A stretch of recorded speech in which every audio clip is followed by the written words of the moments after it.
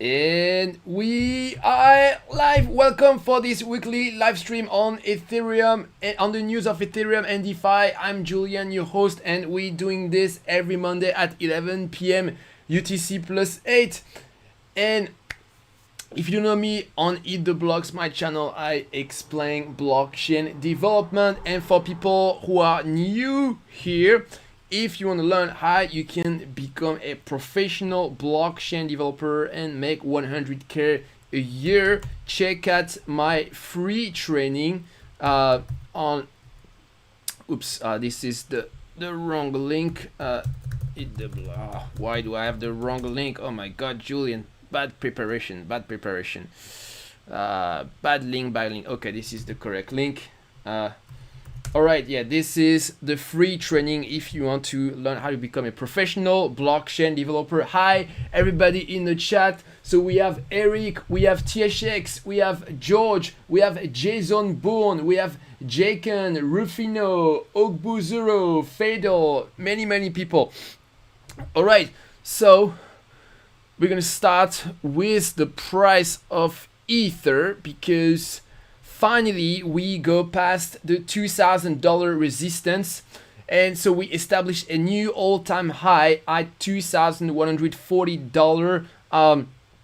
So it's really great. I'm really happy about this because this happened after weeks of going sideways. So maybe this will signal the return of the Ether pump that we all been waiting. So this pump was largely fueled by the announcement of Visa that they processed their first payment on Ethereum with USDC. So really, this was a really big news, because if Visa start to use Ethereum for payment, wow, like that's gonna be really huge. Okay, so next. So the traffic on the website of Ethereum is up 4 times since December. So a huge surge of interest. Also, very important. We have a lot of wealth of the ether of wealth that is going out of exchanges, and this is usually very bullish for ether because usually people, they go to exchanges when they want to sell their crypto, but when they take out their crypto, it means that they want to hodl for a while. They want to keep the ether in their wallet. So this is a really positive stats. In terms of gas price, so gas prices are stable but on a really high plateau, and we broke above the 200 GUI limit here, which hasn't happened since the end of February. So this is a signal that this is a return of the bull market on Ethereum. For the market cap of DeFi, we just broke 50 billion, so that's a new all-time high. And also the number of Ether that is locked in DeFi keeps rising. We had a huge increase this week. So that was caused by a whale that moved a lot of Ether to compounds. That's why here we have this like really big increase suddenly. In terms of market cap of the major DeFi project, let me switch back to dollar. So Compound took the first place before it was Maker for a long time, and Uniswap also took back its place as the first DEX in front of Uniswap. This is probably because of the announcement for Uniswap v3. So generally Uniswap is more popular for whales, whereas SushiSwap is more popular for retail investors. And I went down the ranking just to see what's happening with other protocol, and I found an interesting stat. So with IDEX, so IDEX was released even before Uniswap, but you can see that in terms of adoption is much smaller. They have only 21 million of liquidity.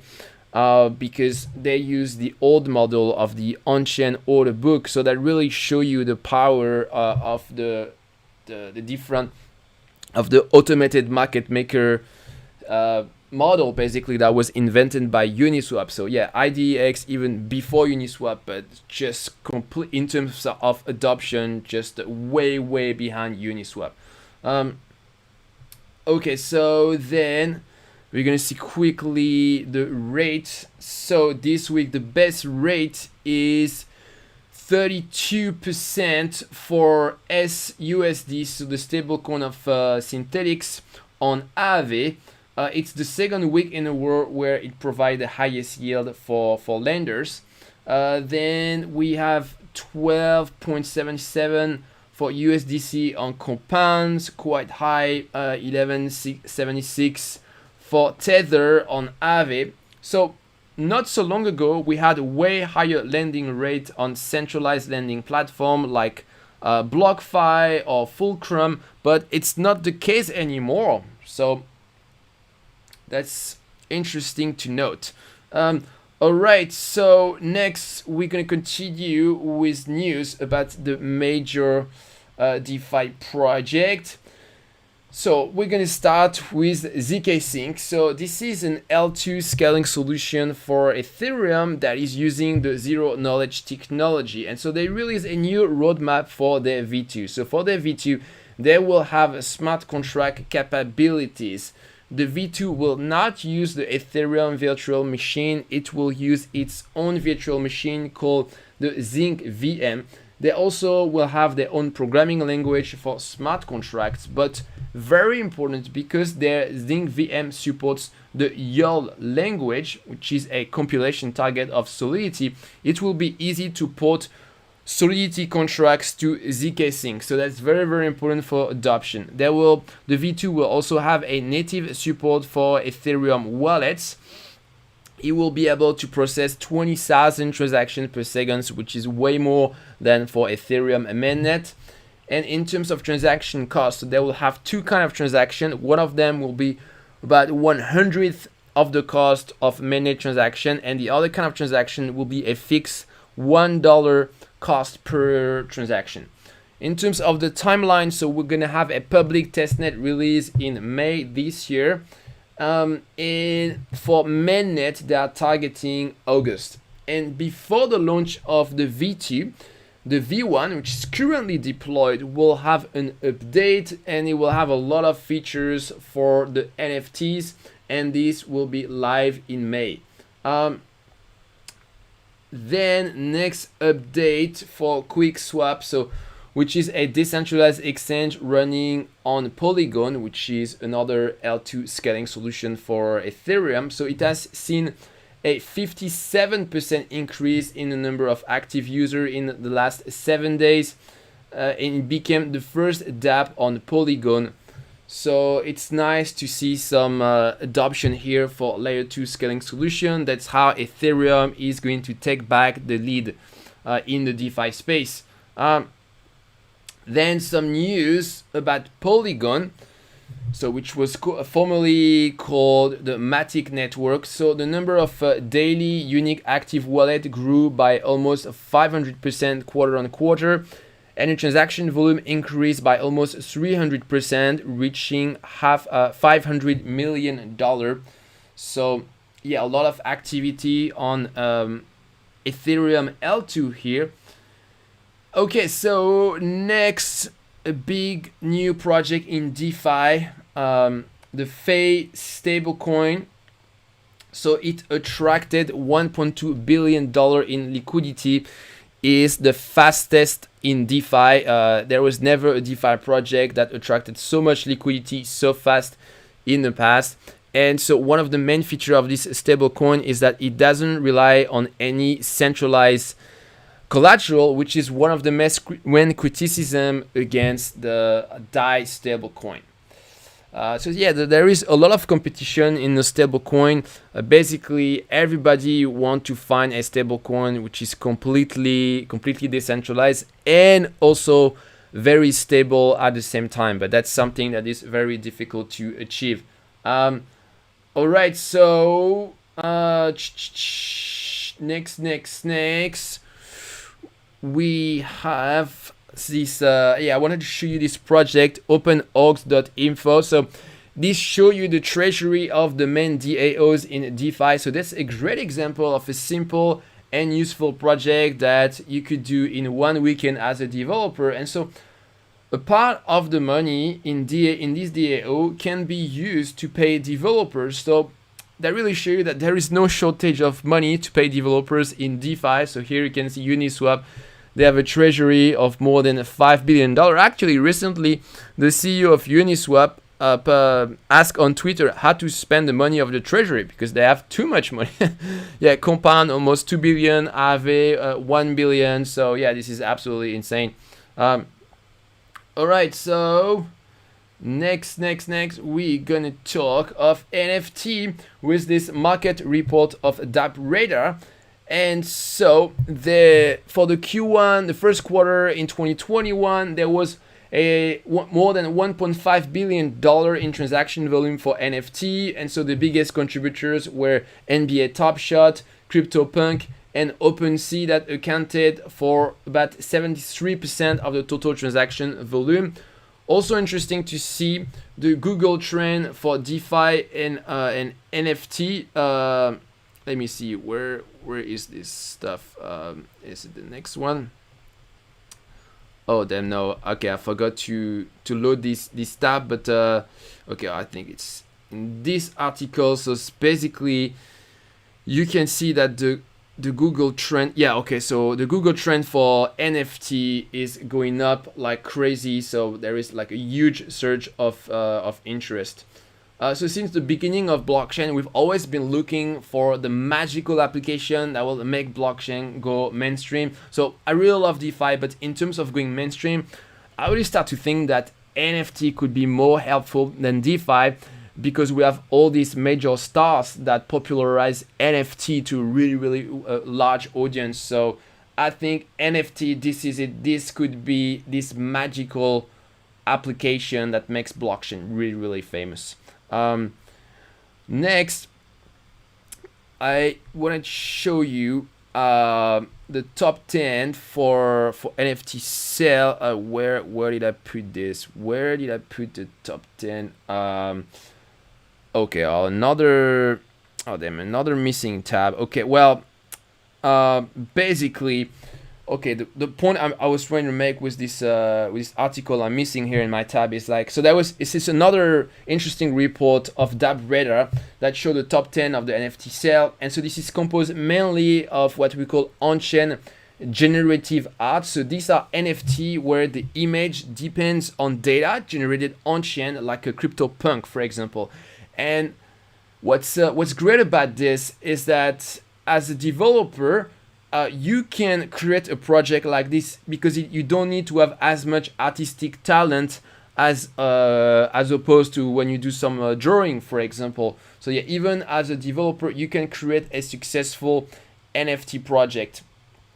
Then we're going to talk of primary versus secondary markets in NFT. So we've all heard of these crazy NFT sales, but are we in a bubble? So for this, we need to see if there is a secondary market. So currently, the primary market is much bigger than the secondary market. On Super Rare, the second biggest NFT marketplace, the secondary market is 36% of the total NFT sales volume. But secondary market is growing much faster than the primary market. So, and we had some example of NFT flippers who buy NFT at a certain price and resell it at a much higher price on secondary market. So yeah, if we really want this NFT thing to be sustainable, we do need to see very active secondary market in the coming months. So yeah, we'll need to pay attention to these metrics. Then we're gonna talk of Palm, which is a new big NFT project. So that's a project of ConsenSys. So Palm is an NFT sidechain connected to Ethereum. So this is done in partnership with the Henny Group and Heyday Films, which are respectively companies specialized in arts and filmmaking. So it's great to have that kind of skills in the project because it's a great complement with the engineering skills of ConsenSys. So with their new NFT sidechain, they will have low gas costs, fast transaction, and it will be much more energy efficient than proof of work.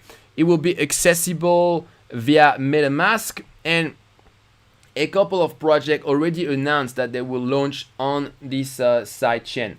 So Uniswap V3 will launch trading, will launch NFT trading on this sidechain. We'll have also Nifty, which is an NFT protocol, and a couple of other NFT projects. So most of the sidechain and the different L2 scaling solutions developed for Ethereum are mainly designed for DeFi, but NFT are really exploding, and if we want Ethereum to capture this segment of the industry, we need scaling solutions designed for NFT. So I'm very happy to start to see some scaling solution on Ethereum that focuses on NFT. Then we're gonna talk of a new big NFT sale. So that's from Saturday Night Live, which is a famous show in the US. So they are selling their first NFT. So this comes after a viral sketch they did on NFT. And so basically they took an excerpt of this sketch and they turned it into an NFT and are selling it. So the auction ends today and currently stands at $33,000. Let me see. Do I have the NFT somewhere? Does it show? Oh yeah, I think it's this thing here. Yeah. So it's $33,000 for this. Then another big NFT sale of the week is Overly Attached Girlfriend. So it's sold for $400,000. So the creator is someone who became famous for creating a meme in 2012. And so she decided to transform the meme into an NFT. So from what I understand, she is not an artist. I may be wrong, but I don't think she's not an artist, just a random person on the internet who just became famous for a meme, and she was able to monetize this finally with an NFT. Next, another big sale of the week. So from ARAC, who is a musician who sold several NFT for a total of $700,000. And so I quote, he said, "I just made more income in one day that I've ever received for 3 of my original albums in almost 10 years of work." So I don't know this musician, but I Googled his name and I found an entry in Wikipedia, and he also has a YouTube channel with 23 million views. So he's not a beginner, he's already established, and yet he made way more money with just a couple of NFT than in his whole career as a musician. So that really show you the power of NFT to provide income for artists. I'm going to show you this startup that's basically is doing a digital, doing physical frame to showcase your NFT. So I was talking about this a few episodes ago. I was talking of basically a potential great product for startup to do exactly this product. So yeah, I mean, in the future, when you invite some guests at home that you want to show off a little bit, you want to show off the latest cool NFT you bought, and I think that's super important because yeah, the main reason why people buy art is because they want to show their art to other people. So yeah, really interesting to see this. Then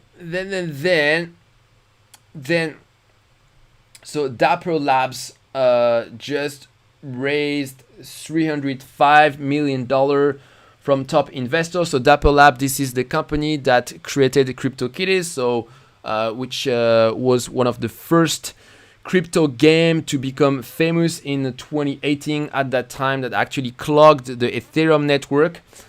And so yes, they raised really a lot of money, and this is to build a blockchain for game basically.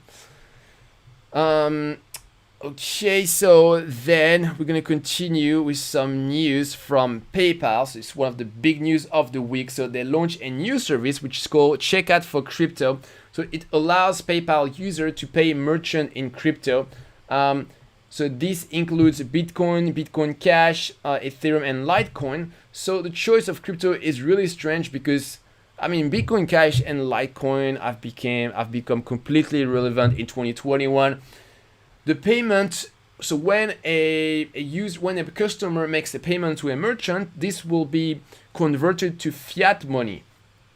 So it's not actually paid in crypto. So PayPal said that they won't charge their customer for for making the payment from crypto to fiat, but however there will be a conversion spread, which means that the rate of conversion to fiat will be lower than market rate. So there will be a fee. It's just that it's a little bit more sneaky, exactly like for Robinhood.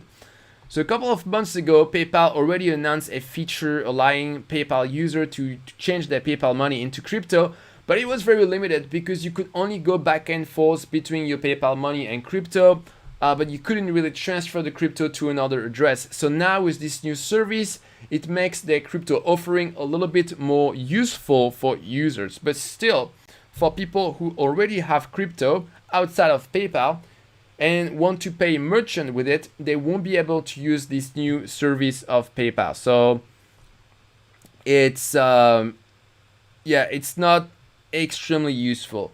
So but this is bullish for crypto because a lot of PayPal users will choose to keep their PayPal money in crypto to enjoy the price appreciation, and so it will lock some crypto for long term. Next, we have a new product launching. So this is a robot advisor for crypto. It's called Makara, and so they will offer 7 baskets composed of different crypto, and the backend will be powered by the Gemini Exchange, which is the exchange of the Winklevoss browser. And so this will help investors that are struggling with the proliferation of more and more crypto assets, and also users that are not very tech savvy and don't really want to deal with wallets themselves. This is basically a centralized solution for investing in crypto in a very simple way. And so they will take a 1% fee, which is way higher than the usual 0.25 for other robot advisor. Then we had a hack this week of the Force DAO. So it was hacked for about $400,000, and so there were 5 attackers, and one of them which returned the fund. And so the bug has been identified by the team, but the token plunged of 80% in 24 hours. Then we're gonna talk of CBDC, so central bank digital currencies. So the Bank of Japan will start experimenting with CBDC as a payment instrument. So the interest in CBDC and contactless payment has grown a lot with the COVID pandemic. And so there was a survey by the Bank of International Settlement that showed that 86% of central banks are actively researching the potential for CBDC. Then we had some news of potential new regulation for Bitcoin in the US. So the ex-SEC chair Jay Clayton warned that new regulation around Bitcoins could be coming soon. So currently Bitcoin is considered a non-security by the SEC. But yeah, it might change at some point. The SEC also so far has refused to approve any ETF for Bitcoin and has also sued Ripple. So yeah, we are unfortunately expecting some bad news from the SEC later this year, maybe against Bitcoin. We'll see. Then we're gonna talk of the Bitcoin market. So JP Morgan said that the recent decrease in volatility of Bitcoin will make it more appealing to institutions that seek low correlation assets that diversify portfolios. So with a low volatility, Bitcoin could be more interesting than gold and we could have a target of $130,000. So at the moment, Bitcoin 3 months volatility is 86%, which is to be compared with 16% for gold. So we still have a lot of margin before it's comparable to gold in terms of volatility. Then Morgan Stanley announced that they plan to release a Bitcoin product. So they will allow 12 of their mutual funds to invest in Bitcoin in two ways: through Bitcoin futures and through Grayscale Bitcoin Trust. And there was also another big bank that announced some future crypto offerings. So Goldman Sachs will offer some Bitcoin investment to their wealth management client in the second quarter. And I quote, they said there is a contingent of clients who are looking to this asset as a hedge against inflation, and the macro backdrop over the past year has certainly played into that. Yeah, so for those who haven't been following the financial market recently, one of the big worries of the market is rising inflation and also rising price of commodities. So a lot of the commodities are going up like crazy because right now this is the economic recovery of the world. So people are trying to hedge against this. Then interesting market research here that said that Bitcoin has decoupled from stocks and gold, but it remains it's inversely correlated to dollar. So for a long time we criticized Bitcoin for being too correlated to stock, especially during the market crash last year in March when the COVID pandemic started. So it's a good sign that finally it's not correlated anymore, because it can play better its role of a diversification asset. Yeah, and last thing I wanted to show you, so quick news for it's more for developers. So if you want to do an airdrop, you can use this project Astrodrop that allow you to do this, basically a gas efficient way to do an airdrop by using a Merkle tree. So this uses some advanced crypto to do an airdrop in a gas efficient way, basically, because if you do an airdrop in the most simple way by just sending the token to the different addresses of a list very quickly, it can cost a lot of gas. Okay, so yeah, we're gonna do the Q&A. So very quickly, I'm gonna copy paste the link to my free training on how to become a professional blockchain developer. So if you are new on my channel and you want to learn how you can make $100,000 per year as a blockchain developer, you have to follow this training. This is completely free. I put the link in the chat. For those who were here during the last live stream last week, so I basically sent a poll to everybody asking how you guys want to select the future content of Eat the Blocks.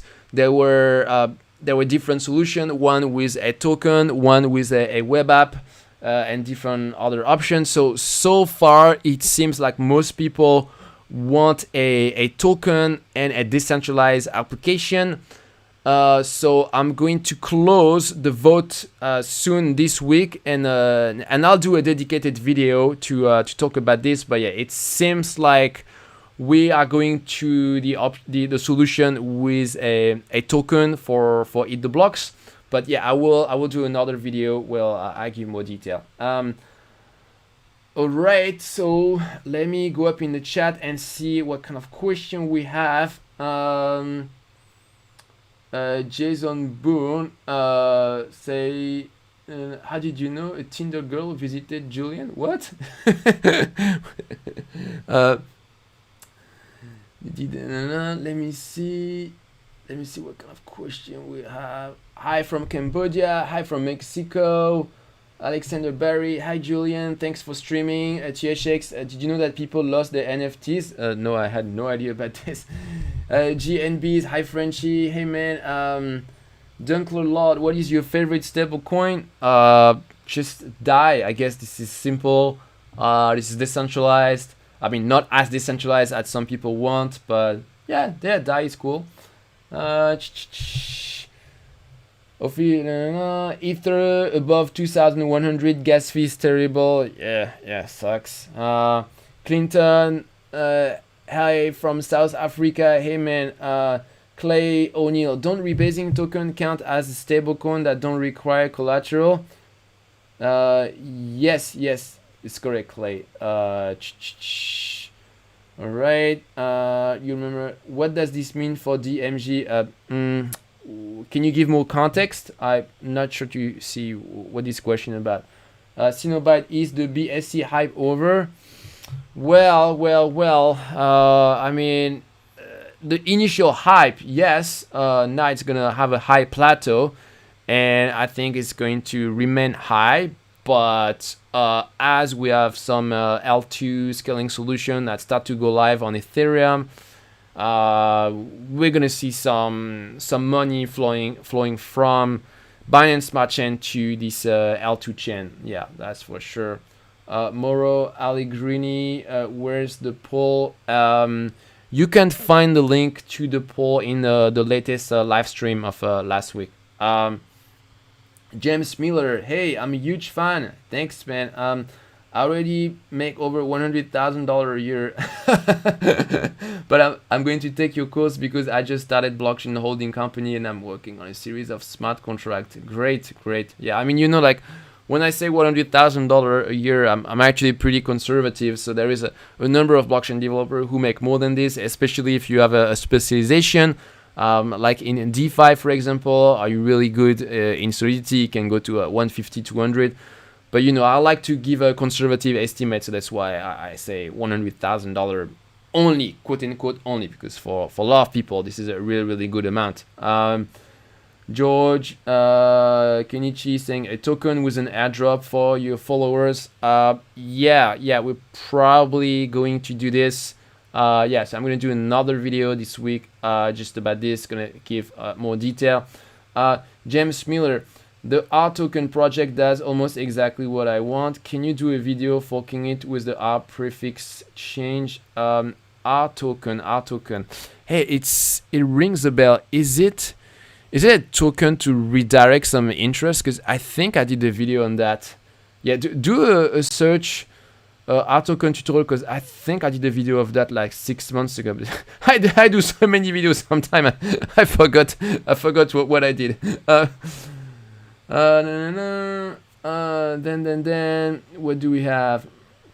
Alexander Barry, will you do videos about Polygon and Matic project? Have they just launched on them? Yes, absolutely. Luke Mala Farina, what do you think of Uniswap V3 pros and cons?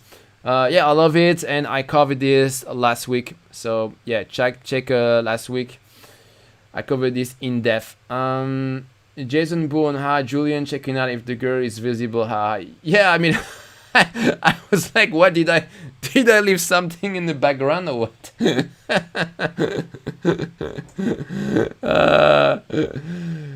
Frank Ziegler, salut Julien. Do you have a list of DEX aggregator for ETH layer 2 and for Binance Smart Chain with reliable API?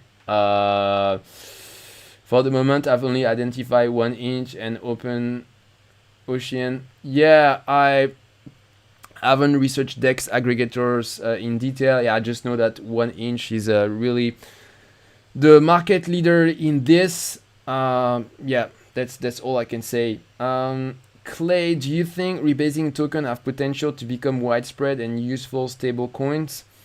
Yes, but the problem of rebasing token is at the moment they are very volatile, so they're not really usable. So we still need to work on the algorithm. Yeah, so we're not there, but definitely this is the future. A Young Discovery, would you give me some discount to Flash Loan student to enter blockchain course? Yes, I typically don't do individual discount for courses. Sometime I do like special offer like for a bundle, but yeah, no individual discount. James Miller, yes, it redirect interest from lending protocol to charity. I check it out. Thanks. Yeah, so I'm pretty sure I did a tutorial about this. Yeah. Moro Allegrini, do you think arbitrage plus Flash on Binance Smart Chain is still worth it? Yeah, because what's cool on Binance Smart Chain is that it's cheaper to experiment, because you know when you fail an arbitrage, you still have to pay for the transaction fee, which can be expensive quickly on Ethereum. But on Binance Smart Chain, it's a little bit more acceptable. So, for example, you can do an arbitrage between a Bakery Swap and Pancake Swap. I did a video about this. I did a video about this like a couple of weeks ago. So yeah, do some research on my channel. You'll find something interesting. Satoshi Nakamoto, you'll like to join a new Coin Corp shareholder? Contact me. What's that? Is it a joke or scam? Nilesh GHA, which coin to buy now? Oh my god, what a question. I mean, yeah, first of all, like never invest more than what you can afford to lose. And I would say I like all the coins for the L2 scaling solution because this is going to grow a lot in the future. Also, I like any sort of DAO or index that invest into NFT because NFT are going to keep exploding, but it's a bit hard to select which NFT project to invest in, especially if you're not really an art expert. So yeah, better to just invest in some DAO or index that select for you the good project. All right, Nilesh. Marciano, what's the name of the video with the link to the vote? Okay, so it's the previous live stream. So I do a live stream every week, and then there is like so it's like one live stream, 3 video, 1 live stream. So it should be, if you go to the video section of my channel, it should be 3 video. Okay, you know what? I'm gonna find it for you. Okay, you know what? Let me find it. So YouTube. Let's go to my channel. Let's go to your channel. Okay. Where is it? This one. I'm gonna put it in the chat. This link here. Check out the description of this video and you'll find a link to the poll. What else do we have? Jason Bourne, have you checked Terra Money ecosystem writing smart contract there?